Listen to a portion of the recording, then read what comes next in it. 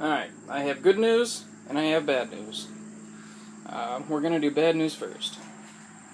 Bad news is flat tire. Good news is new tire. I ordered this Friday and it came today, which is Monday, so pretty good turnaround. This is a Dunlop Q3 Sport Max, I believe it is. Yeah. For the 2004 ZX10, there's the label. It's a 190 by 50, 73 width, I think, and it's tubeless. It doesn't really matter what tire you get as long as those numbers are all the same, because the wheel or the rim size never changes. So there's that. What I'm going to do now is I'm going to show you how to pull this tire off. It's actually a fairly simple process. All you have to do is take out the axle nut, and there's a cotter pin right there, and the brake caliper. And then you just kind of have to finagle the tire out of there. So I'm going to do a step-by-step kind of thing, so once I get that nut off, yeah, words, things, reasons. Alright, first thing, this is the cotter pin. It is recommended that you replace this. The manual says every time you pull it out, but I mean, this has been broken twice now, by me, you know, go figure. But it still holds in. What I do is when I put it back in there, I take the longest part and I bend it. As you can kind of see, it's kind of swoopy, and it holds in. It holds in fine.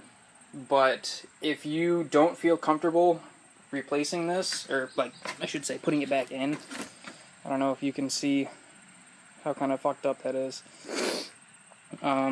If you don't feel comfortable putting it in, don't. But I can tell you right now, it's not a huge deal. The axle nut itself has enough torque on it to not move. This is more of an insurance kind of thing, so keep that in mind. You have no idea what I just went through to get this off. It is a 1 1/16, right? Hold on, sorry, fingers in the way. 1 1/16.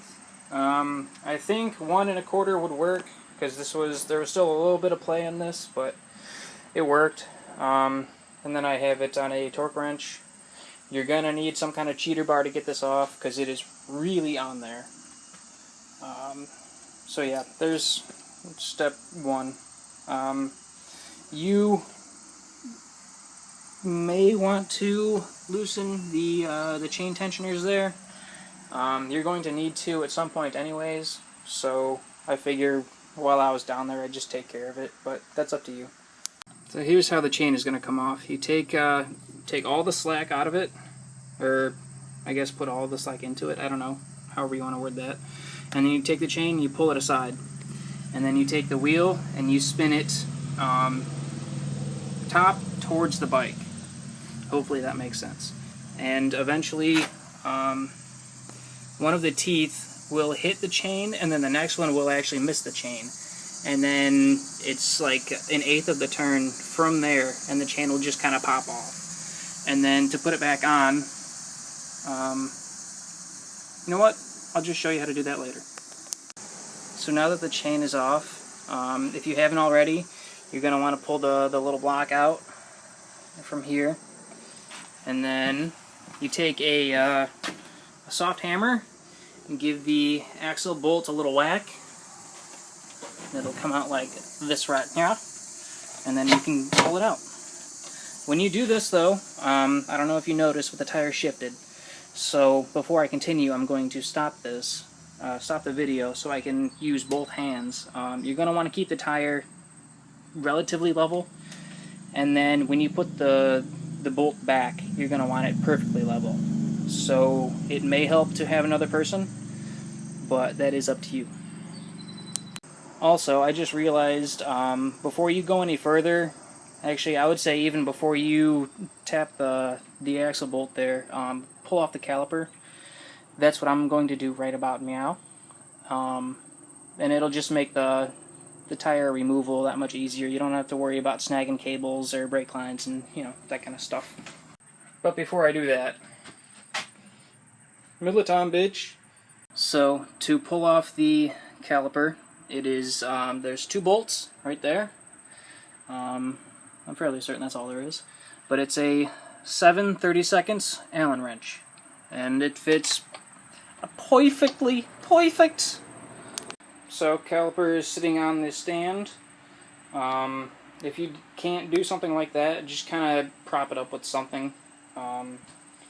Don't even bother pulling off the brake lines. That's just a much larger hassle than you need. But there it is. Tires off. Like I said, it's pretty simple. I actually read in the manual before I did this, don't lay the tire like that.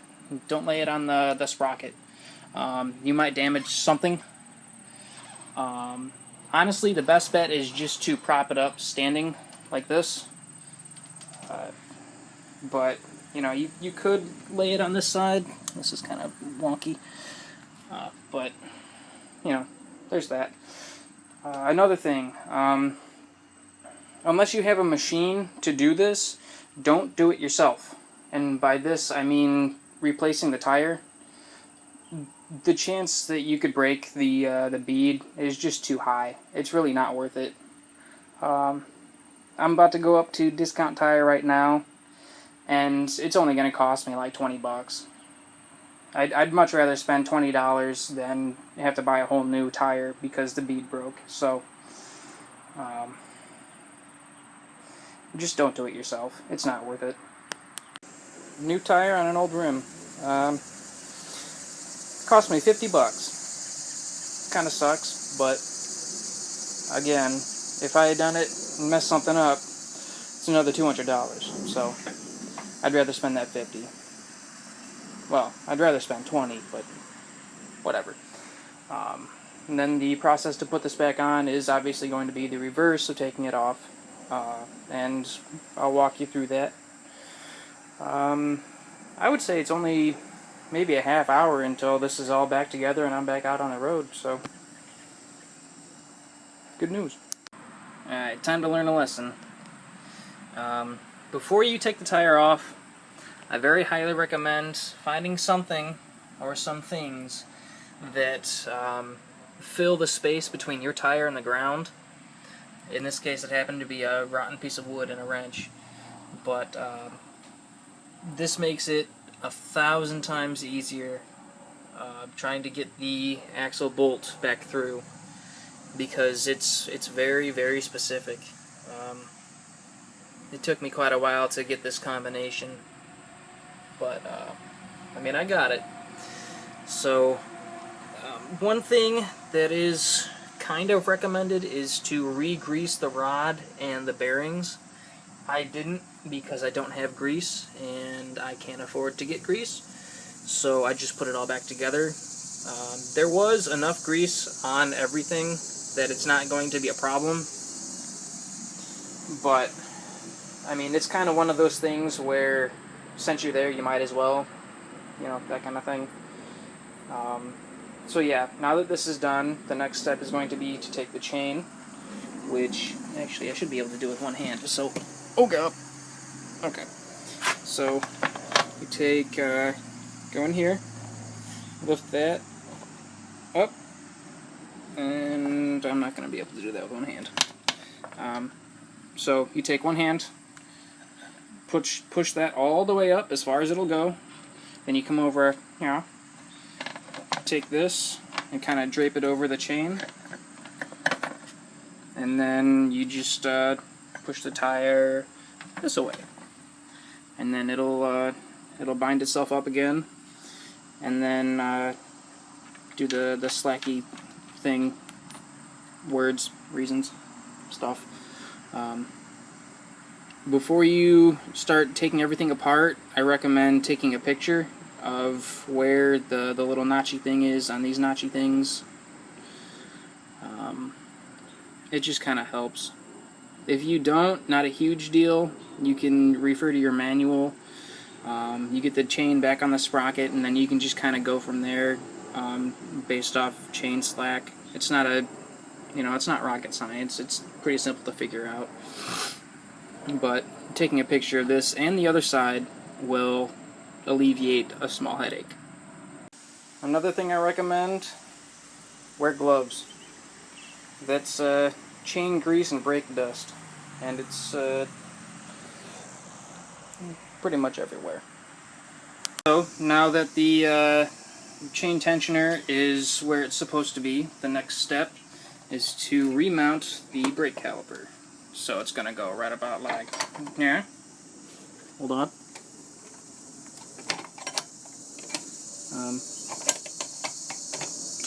Don't be shitty.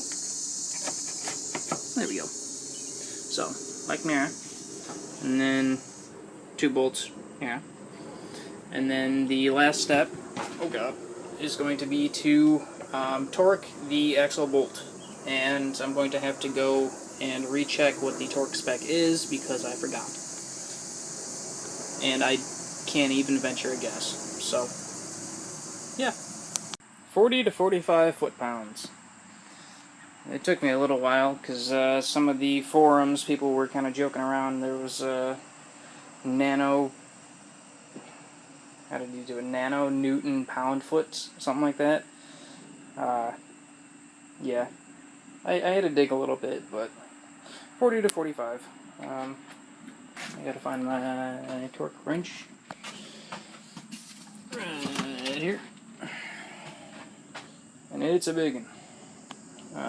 I don't know if you'd be able to do this with one of the smaller torque wrenches. You might be able to, but you'd probably have trouble with it. You might need a cheater bar or something, but, make it work. So I just took it out on the road real quick. It is noticeably different. It feels very stiff. And I know, I just checked the tire pressure, it's fine. I'm chalking it up to a new tire. I've been used to, I think it was like a 4-year-old tire. The tread bars were showing. I mean, it needed to go regardless, but I was hoping I could wait until next year. So that was $200 I didn't really want to spend quite yet. But, it is what it is. Again, this is a Dunlop Q3 Sport Max. I got it off Bike Bandit for, I think it was 178 and some change. I rounded up to like 183 or something like that. And free shipping, which is always nice. But, yeah. If you have any questions, go ahead and drop them in the comments. Otherwise, you know what to do. Peace, bitch.